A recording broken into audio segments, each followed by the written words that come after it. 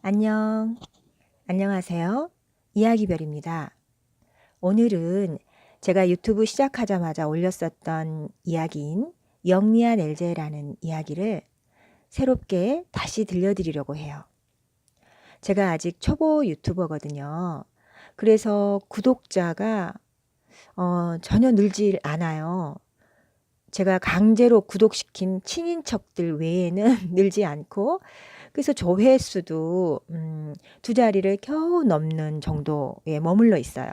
그래서 지금 제가 좀 힘이 빠져 있는데, 제가 되게 힘들었을 때 이 이야기에서 힘을 얻었거든요. 그래서 이 심기일전하는 마음으로 이 이야기 영리한 엘제를 다시 업로드 하려고 합니다.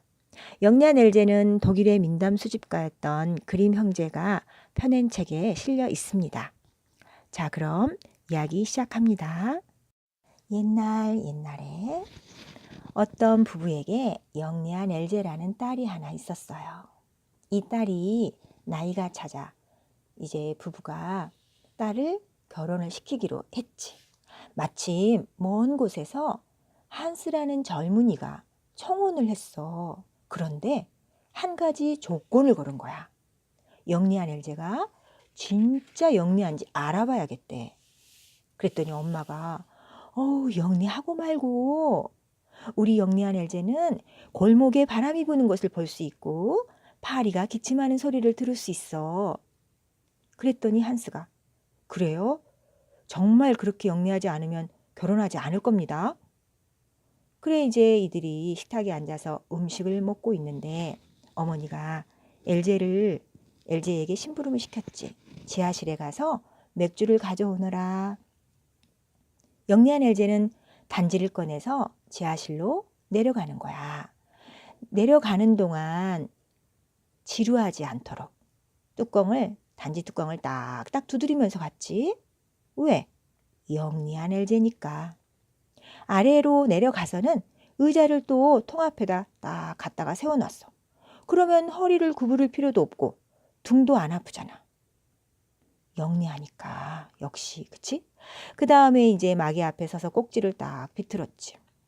그리고 맥주가 흘러나오는 동안 눈이 심심하지 않도록 벽 위쪽으로 눈을 돌려서 이리저리 두리번거리는데 세상에 바로 자기 머리 위에 곡괭이가 있는 게 보이네.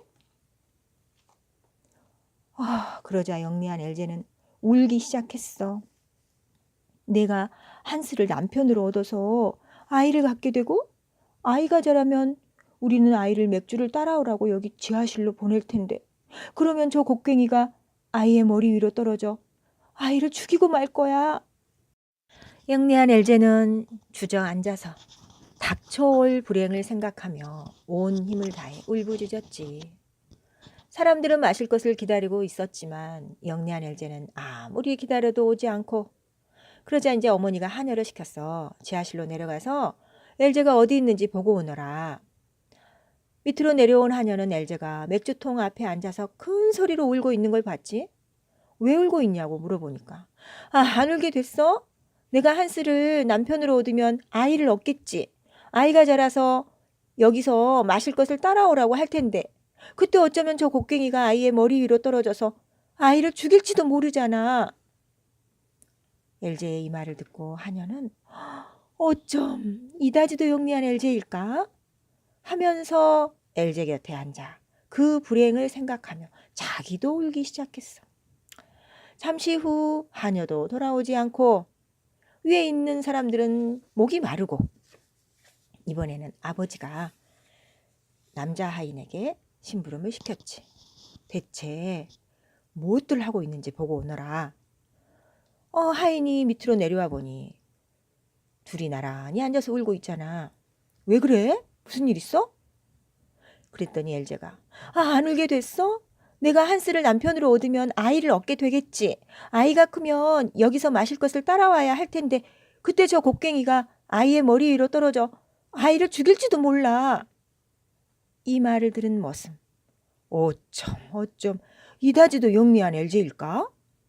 이러면서 그도 나란히 그 옆에 앉아가지고 큰 소리로 울부짖기 시작했지. 아니, 이제 남자 하인도 오지 않아. 목은 더 말라. 이제 아버지가 어머니한테 밑으로 내려가서 좀 보고 오라고. 그 엄마가 이제 내려와 보니 셋이서 구슬프게 울고 있네. 그 이유를 들어보니 엘제의 미래의 아이가 자라서 맥주를 따라오라고 할 때 저 곡괭이가 떨어진다면 아이는 곡괭이에 맞아 죽을지도 모른다고 그렇게 이야기를 하는 거야. 그러니 어머니가 그 말을 듣고 어휴 어쩜 이다지도 영리한 엘제일까? 그리고는 또 같이 앉아서 울었어. 위에서는 기다려도 이제 어머니까지 오지 않고 목은 너무나 마르고 그래서 이제 아버지가 직접 지하실로 내려왔어.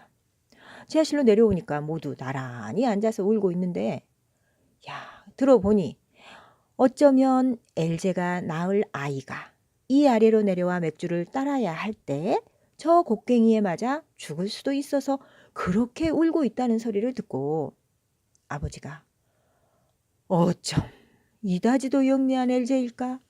하고는 그냥 그도 옆에 앉아갖고 부르짖었지. 같이 울었어. 신랑감 혼자 오랫동안 기다렸지만 아무도 안 오는 거야. 아이고 내가 내려가 봐야 되겠구나. 나를 기다리는지도 모르겠다. 그러고는 내려왔어. 그랬더니 5명이 앉아서 구슬피 울부짖고 있는데 그 울음소리가 서로 막 치지 않는 거야. 아니 왜 그러시냐고. 무슨 사고가 났습니까? 물었지. 그랬더니 엘제가 한스 우리가 서로 결혼하여 아이를 낳으면 아이가 자라 어쩌면 이리로 마실 것을 따라오라고 보낼 것이고 그러면 저 위에 꽂혀있는 저 곡괭이가 떨어져 머리를 박살내 죽여버릴 수도 있잖아요. 그러니 어찌 울지 않을 수 있겠어요? 엘제의 말을 듣고 한스가 그렇군요. 야, 우리 집 살림에는요. 이보다 더 영리한 사람이 필요 없어요. 이토록 영리한 엘제이니 당신을 아내로 맞이하겠습니다. 그리고는 한스는 엘제의 손을 잡고 위로 데리고 올라가서 결혼식을 올렸어요. 결혼을 하고 얼마쯤 지났을 때 한스가 말을 했지. 여보, 난 밖에 나가 일을 해서 돈을 벌어올 테니 당신은 밭으로 나가서 빵을 만들 곡식을 배워오구려. 네, 여보. 한스가 집을 나선 다음 엘제는 맛있는 죽을 쏘아가지고 밭으로 나갔어. 그리고 밭고랑 앞에 서서 혼자 중얼거렸지. 어떻게 할까? 곡식을 먼저 벨까? 죽을 먼저 먹을까? 그래, 먼저 죽을 먹어야겠다. 그리고는 죽을 한 냄비 다 먹어치웠어. 그러니까 어때? 배가 잔뜩 부르잖아. 그래서 또 생각을 했지. 뭘 할까? 곡식을 먼저 벨까? 아니면 먼저 한숨 잘까? 그래, 먼저 한숨 자야겠다. 그리고는 밭에 누워 잠이 들었어. 한스는 벌써 집에 돌아왔는데도 엘제는 안 들어오는 거야. 한스가 야 집에 들러 식사도 안 할 정도로 열심히 일을 하네 생각을 했지. 근데 저녁이 돼도 안 오니까 나와 본 거야. 한스가 밭에를 나왔는데 베어진 곡식은 하나도 없고 엘제는 밭에 들어누워 잠을 쿨쿨 자고 있네요. 한스는 이제 재빨리 집으로 되돌아왔어. 그리고는 새 잡는 그물을 가져와가지고 거기다가 작은 방울들을 막 달아놨어. 그리고는 그걸 가지고 와서 자고 있는 엘제의 주변에다가 쫙 쳐놓았지. 엘제는 그것도 모르고 계속 자. 한스는 그리고 나서 집으로 달려와갖고 문을 걸어 잠그고 일을 하고 있었어. 날이 이제 완전히 깜깜해지니까 영리한 엘제는 푹 자고 일어났지. 근데 자기가 일어나니까 온 주변에서 그냥 자기 몸에서 딸랑딸랑딸랑 소리가 나는 거야. 걸음을 한 걸음 옮길 때마다 방울이 막 울리니까. 그 깜짝 놀랐지. 자기가 정말 영리한 엘제인지 아닌지 어리둥절해지는 거지.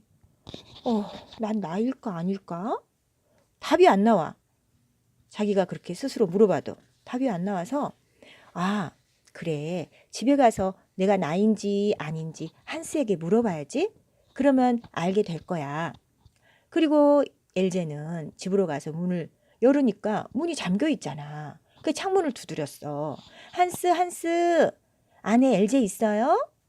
그랬더니 한스가 뭐라고 대답했을까요? 네, 맞아요. 한스의 대답은 그래요. 엘제는 안에 있어. 영리한 엘제는 깜짝 놀라 말했지.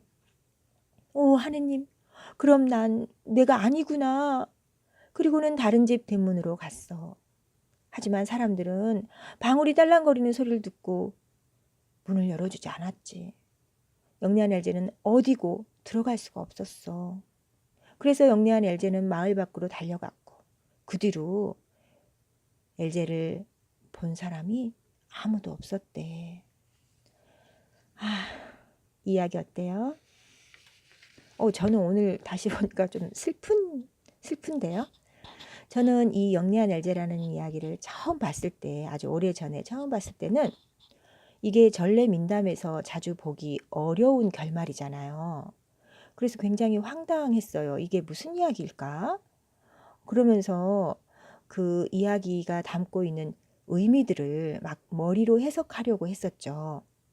부모의 맹목적인 자식 사랑이라든가 행동은 하지 않고 생각만 하는 자의 어떤 최후? 뭐 이런 이야기, 이런 말을 하려고 한 걸까? 이렇게 의미들을 생각을 했었는데 저에게 커다란 일이 닥치고 앞날에 대한 두려움 때문에 잠을 설치던 때가 있었거든요. 그때 제가 이 이야기를 오랫동안 만나오던 중학생들에게 들려주었었어요.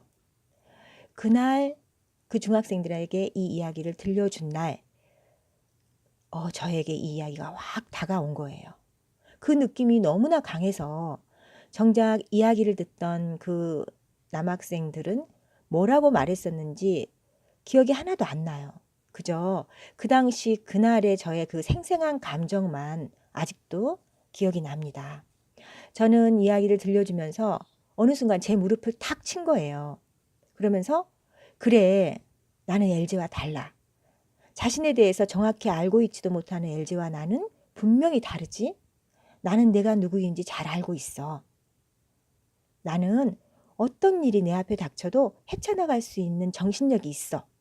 막 이런 생각이 들면서 온 마음 가득히 막 이런 생각들이 채워지는 그 느낌이었어요.